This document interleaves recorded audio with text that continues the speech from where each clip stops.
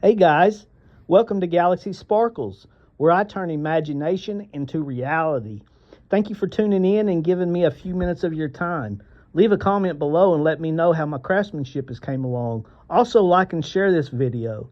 And if you'd like to watch my progression as a one-stop shop, subscribe and let us take the journey together. Galaxy Sparkles. Good morning, guys. It's Friday, February 14th, 2025. It is Valentine's Day, guys. And I have a love-hate relationship with Valentine's Day. You know, to become an emotional master, that's what we're going to talk about today, guys. And with Valentine's Day, it stirred up some old dark emotions, and it's just part of mastery, guys. I mean, there had to be darkness before there were light. It's just the way it is. It was not light before darkness. There had to have been darkness before light. So definitely evil before good.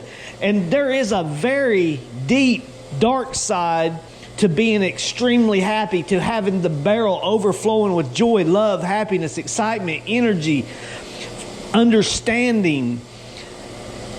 There is a dark side to that, which the barrel cannot overflow. It has to remain a balance. And in order for that darkness to remain balanced, it has to be able to eat as well. You have to let it out of you have to let it kind of, like a volcano, you got to kind of let it just spew just a little. You don't want it too much, but you got to allow it to spew. And today, I was really fighting some darkness, and it's just part of, you can't be happy all the time, guys. It's hard to be happy all the time, but I am still a very happy, joyful person, and I was working through some things this morning, and I was having to let the volcano just kind of spew a little bit. And what I've learned is it's okay to imagine, to have an imagination and to imagine. It is okay. And I let my imagination, I let the evil within me eat today, guys. And it's okay to have that imagination, to imagine it and to play it out through your mind. It's when you bring it into reality that it's not good, guys. Kind of like gold, guys. Gold is not the purest we can refine. Gold is 0.9999 fine. To make it 100 is it's just not going to happen. You cannot make gold 100% pure, and every human is going to be the same way. There's going to be just a tad bit of impurity in this realm we live. There's going to be just a little bit of impurity. I mean, I just don't see no other way around it. I mean, I have lived a life, guys. I've seen, like I said, there's a very dark side that I had to overcome, guys. When I was 2-3 years old, there was things that happened that should not happen to a 2 or 3 year old. I've overcame a lot of loss, a lot of adversity through my life. Thankfully, I had my mom's side, which was that side, and I had my father's side that took me to church and religious and all that stuff, and I got to learn about all that, which that put fear in you as well. If you don't do this, you're going to go to hell and burn eternally. I mean, there was constant negativity being put through me through both sides of my family, and to overcome this stuff, you ever heard that phrase, step into it? You don't know what you go through until you step into someone else's shoes. Well, let me tell you, I hate to get too dark and I don't want to tell you everything that I've witnessed, but I have very deep empathy, and kind of like whenever you see somebody doing sports and they get all snapped up and you feel that pain briefly. Well, let me tell you, I felt a lot of pain through empathy, through understanding the pain. And I have stepped in many entities' positions. You know, a lot of times people ask, well, how can this happen to this person? How could God allow this to happen? Well, until you step into God's realm, into his shoes, how would you ever even expect to know nor understand until you have stepped into that entity's shoes? And to know or understand the whatever you want to call it, this particular entity. How he was cast. Anyway, I don't want to get too dark too, because it's just a good day to get dark, and I've already played it all out, and I'm trying not to bring it into reality. I'm just trying to tell you what it took for me to become an emotional master. When I was probably 8 or 9 years old, I was at a church camp, and everybody was down there praying and talking in these tongues. So hey, I want to get down here and talk and let me get some of this, see what's going on, see what this devil and God stuff's all about. So I get down there, I get off in there, and I'm like, damn, ain't nothing happening to me. How's these people doing what they're doing? It wasn't making no sense to me. I'm sitting here praying just as much as they are. So we go back to the dorms, and everybody's kind of, you got your little house parents or whatever they were. And I was on the bottom bunk. My cousin, which is a preacher today, probably because of this particular event that I'm about to tell you about, he was on the bottom bunk to the left of me. And I just come up with this whatever idea, because I came up with this idea of pretending that the devil done possessed this little ass, right? This little me possessed me, and I started acting out and pretending and carrying on, and it was freaking hilarious. And these house parents didn't know what to do. The kids were freaking out, but yet my cousin, who is a preacher today, had his Bible.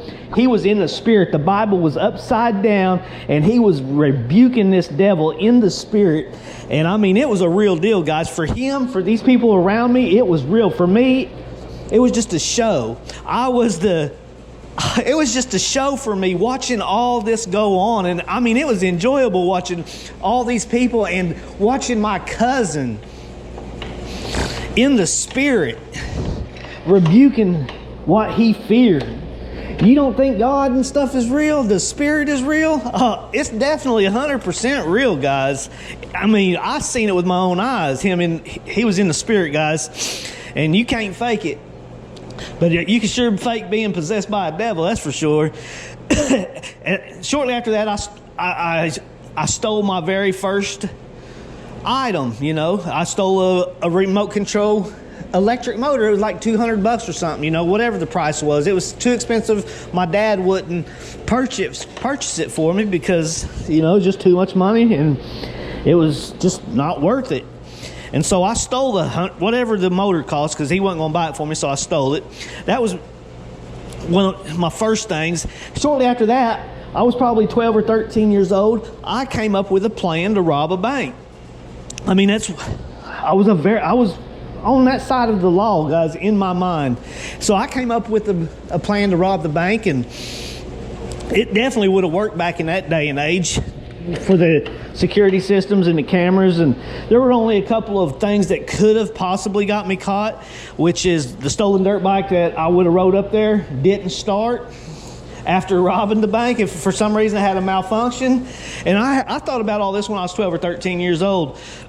A train across the tracks where I couldn't get to the river, where I might have to circle around town a few times, and that'd been an extra risk waiting on the train to cross so I could get across the tracks to get to the river, where I would have had a jet ski to take me upriver about 15 miles to the town that I stayed in with the bag of money or whatever. It was just a 12 or 13-year-old scheme, and it absolutely would have worked back in them days, I think. I mean, it was a good plan for a 12 or 13-year-old. And shortly after that, I stole my first motorcycle. I was about 14 years old. I stole my first motorcycle. And then shortly after that, I was probably 15. I stole my first car. So I was definitely headed down the wrong side, guys. I loved mobsters. Mobsters were my thing. I loved the mafia. And then once you start learning more about the mafias, and speaking of mafia, today's Valentine's Day. 1929, they had the Valentine Massacre, where the bad guys dressed up as cops and destroyed 7 of Bugs' men, and just the massacre, the Valentine's massacre, and you just start learning about this stuff as you get older and older. And I was so obsessed with, I wanted my own crew. I wanted to be a mobster. So, I mean, that's what I wanted. I lived to be, that's what I wanted to do, guys. I was headed down that road. And I just wanted to be a mobster. But then you start learning about these guys and how they become snitches. And guys, the Bronx Tale, I love the Bronx Tale because C didn't snitch him out, you know, for snapping that dude up for, he thought, you know, for what C thought was just over a parking spot. But as a young kid seeing things like that and didn't snitch him out, that was amazing, man. And that's what it should have been about. But these guys take oaths, kind of like the police officers do today that don't uphold our First Amendment or any of our amendments or constitutional rights for that matter. But when you take an oath in a organization such as that and you snitch your people out, man, to me that's just the ultimate. But yet each and every one of them done it. Each and every one of them were snitches. And once I learned that, I just learned to roll solo, guys, because although I'd love to have been something like that, I wouldn't have had a lot of men if I would have, because, you know, with numbers, there's bound to be somebody snitch. But I just learned to roll solo in my endeavor, in my life, in my journey. And like I'm telling you guys, there had to be dark before there's light. There just had to be. And in order for me to get to an overflowing barrel of love and joy and happiness, my journey, not your journey, my journey. This is my journey. This is not about you. This is how I did it. And I overcame a lot of loss, like I said, a lot of loss and a lot of I overcame a whole lot, guys. And I just began feeling other people's, I would study, you know, I would see things and just kind of go into these people that were acting out these certain things in life. And, you know, the happy people, I would step into their shoes and feel their emotions, feel their energy. You know, these preachers that are doing bad things, you know, like cheating, whatever it is, I would try to go into their shoes. Now, some of these shoes I'm definitely not going to feel because, guys, I did not want to feel certain things in life, and I would avoid them. Because anybody that hurts a child, I hope is what I hope. That's all I can tell you. Anyone that hurts a child has to be the ultimate sin against anything in my eyes, in my view, in my opinion. And today's just a bad day, guys. I'm trying to keep the dampener down. I'm trying to keep it PG because, like I said, I do have two barrels within myself. I have a very dark side that is capable of very, very, very bad things, very bad ideas, very horrible things that I can see I can look the devil in. I am prepared. Like I said, I am prepared to be skinned alive with salt thrown on my body, with alcohol poured on it, my eyelids ripped off. And I mean, I am prepared for the seven-headed dragon. I am prepared for what the church is embedded in me. I am ready. I am prepared. I have imagined it. I have done everything but experience it, basically. I mean, I have gone through the ringer with this stuff in my past, no longer. But there's so much you have to endure to become an emotional master, guys.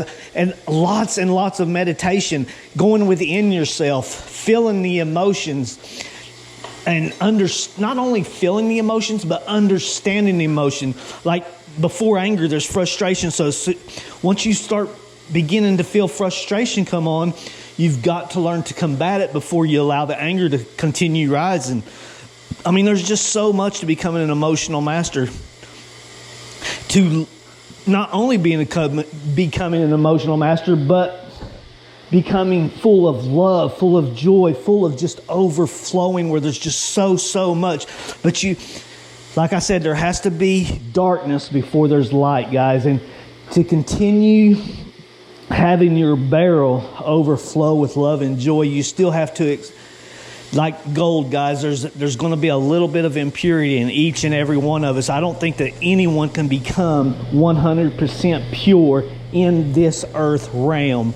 Now, with that being said, when we pass, why it's so important to become an emotional master, because when we pass, according to all these NDEs, the near-death experiences, that maybe we are trapped in a soul trap. Maybe it's possible because they're using your emotions of the past, of your past, where you got grief, where these entities are leading you into this certain thing, this life review, and they're asking what you learned, and they use your own emotions against you to trick you into coming back and practicing to become better. So we get trapped in what they call this soul trap, reincarnating back to earth. Now, if you become an emotional master, learn to master everything, and get your focus, as soon as you die,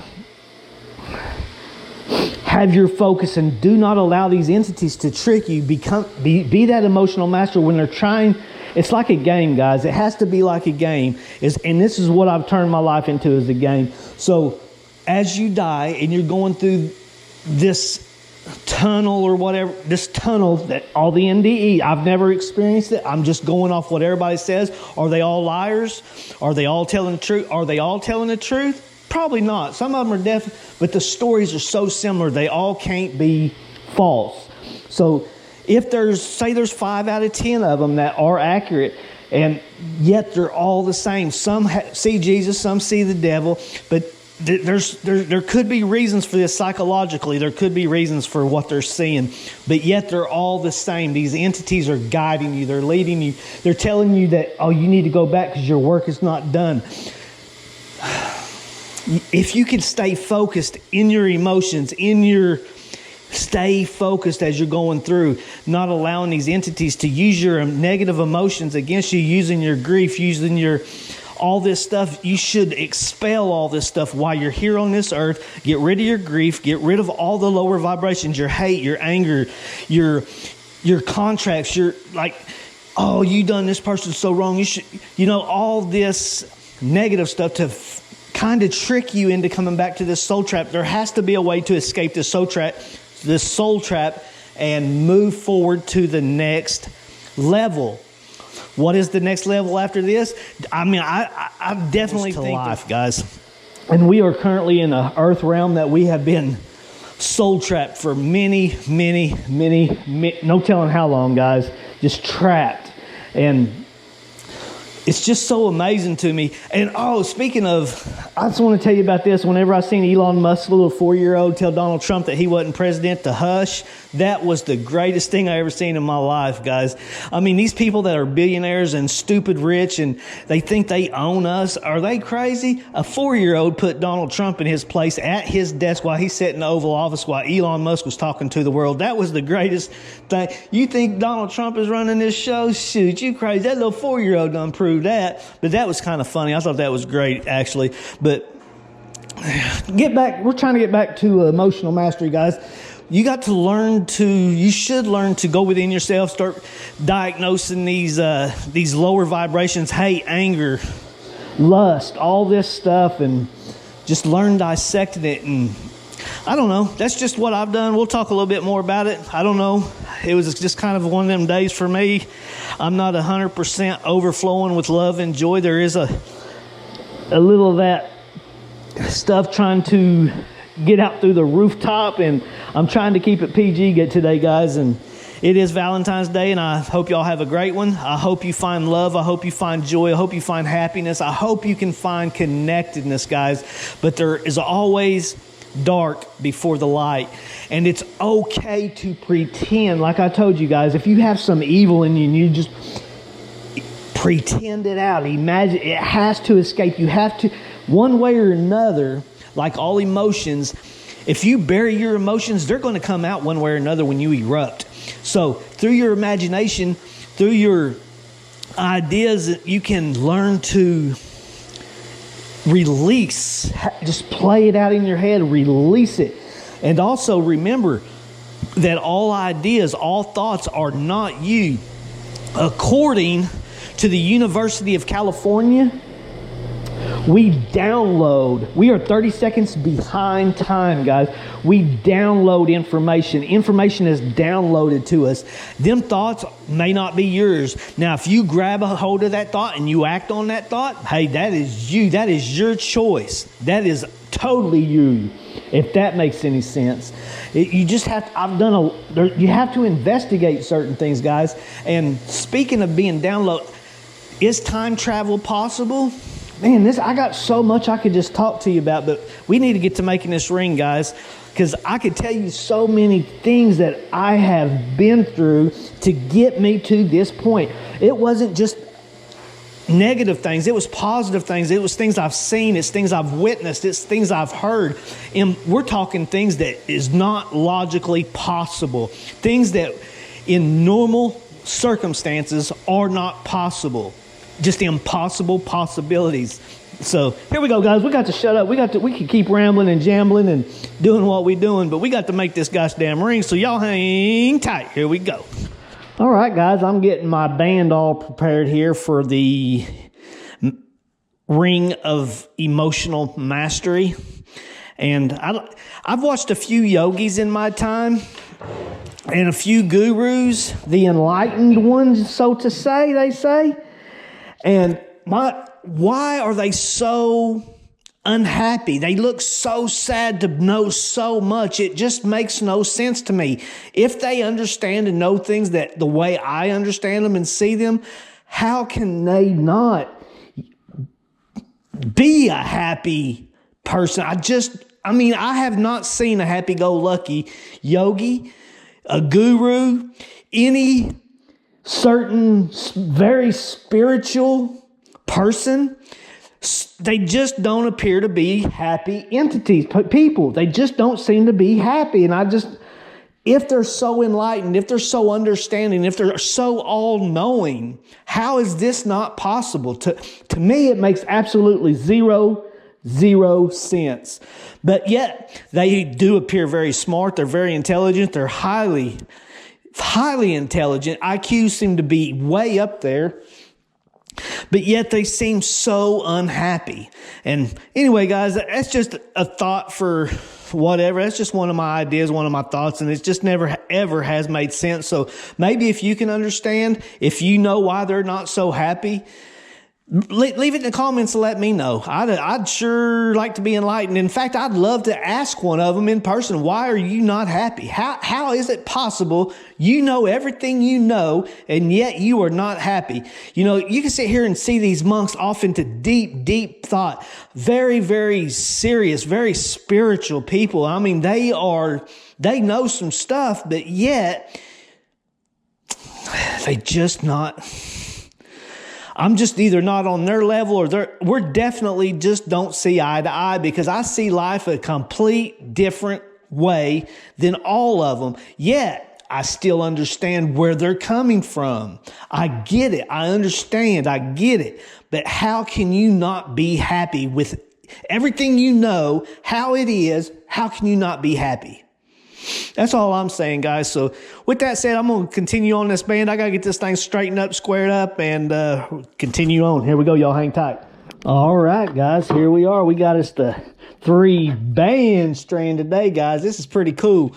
I almost forgot to add that third band because I'm so used to adding that, just having a 2-strand band. But today we're going to add that extra strand, and it definitely has its reasons. It's my understandings for its reason, and we'll just leave it at that.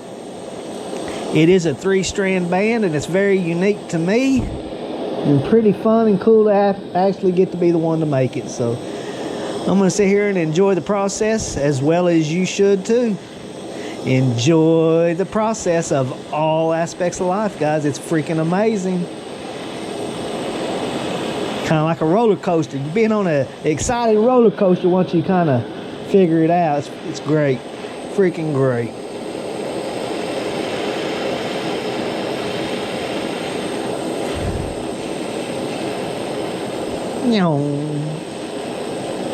All right, guys, I'm gonna flip that over, make sure we got a good penetration on the other side as well. Let that kind of solidify just a minute, get hard, and we're gonna flip it up. Oh, we got great penetration. No need in going any further. We got nice penetration on both sides, so there we go, guys. We're going to wrap this thing around the mandrel and begin making our bezels for... I'll explain it in a few minutes. Y'all hang tight. One step at a time. Enjoy the process. Here we go. All right, guys. I have piddled and piddled with this thing for the last 25 minutes trying to get it seamless, because this will be my 7th seamless joint if I can make it happen. It's looking very difficult, but we're going to give it a whirl, guys, because I just keep making the ring smaller and smaller and just unable to get that perfection with that 3-strand band type and just having some difficulty. But I am definitely going to try to make this seamless. I have a few ideas, a few techniques I've picked up along the way, so let's see if we can make this thing happen.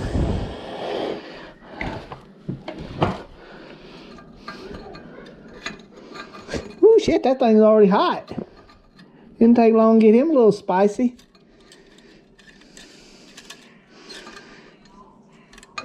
All right, guys, there we go. Let's lay some metal to this thing, boys. Let's fill the gap, see if we can make this thing seamless. I bet we can. I'll bring you along for the first part of it, and then I'll clean it up and use this new little technique that I've learned to fill some seams. Pretty interesting stuff, guys. I'm definitely waking up a better version of myself every day in every aspect of life that I try to learn about. Everything I learn about, I am just trying to wake up a little bit better each and every day. Knowledge, just everything. Craftsmanship wise here on the jewelry business. Becoming a better version of myself every day. Mentally, physically, spiritually. Every day, guys. That's what I do. That's what we do here at Galaxy Sparkles, where we turn imagination into reality. Now that's a fact, Jack.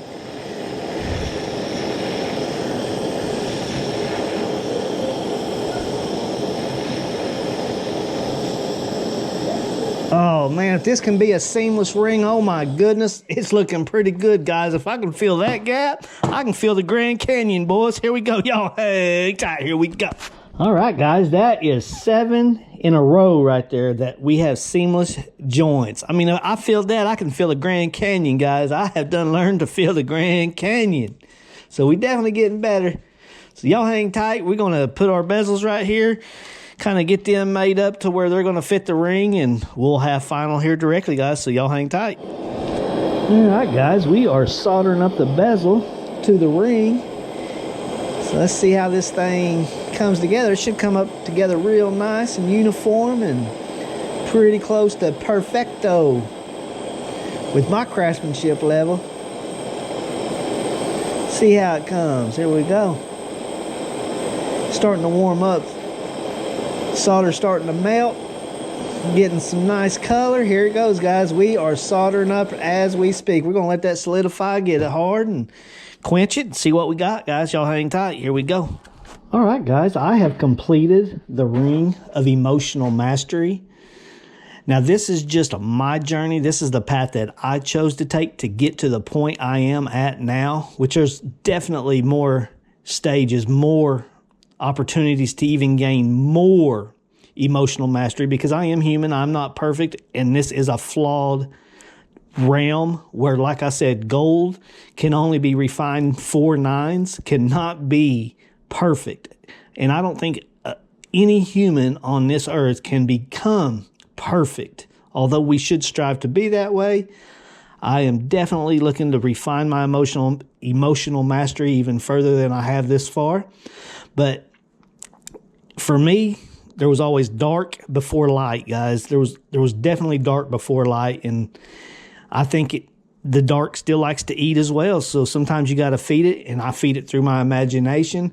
But the problem is you just cannot bring it into reality, guys. It's okay to imagine it and pretend and feel it, but you just cannot bring that type of stuff into reality. That's when you cross the line and things are a lot different. So it's okay to imagine certain things. It's just you cannot bring it into reality. But here at Galaxy Sparkles, we definitely try to bring the positive, the happy, the joy, the love, the positive side, which this is my barrel of love and joy and happiness and all the high vibrations. And this is the side that likes to eat sometimes as well, but I only allow it through the imagination, guys. And it does like to eat, and it wanted to eat a little bit this morning, so I fed it, but only in my imagination. And I feel so much better now, guys, and my barrel is again overflowing. And I just overflow, guys. My big barrel overflows continuously, almost daily does my barrel overflow with love, joy, happiness, and connectedness, guys. And with that being said, I'm going to leave it at that. It's Friday. Happy Valentine's Day. I hope you find what you're looking for.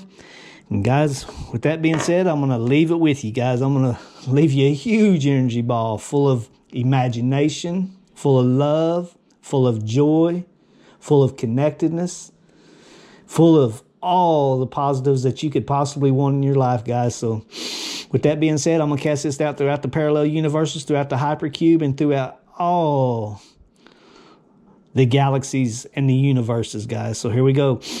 Let's build it big, guys. I got a lot overflowing. I got a lot to give without giving any of my inner barrel, guys. I got a lot just overflowing. Here we go. We're going to build it big. It's Friday. It's Valentine's Day. Here we go.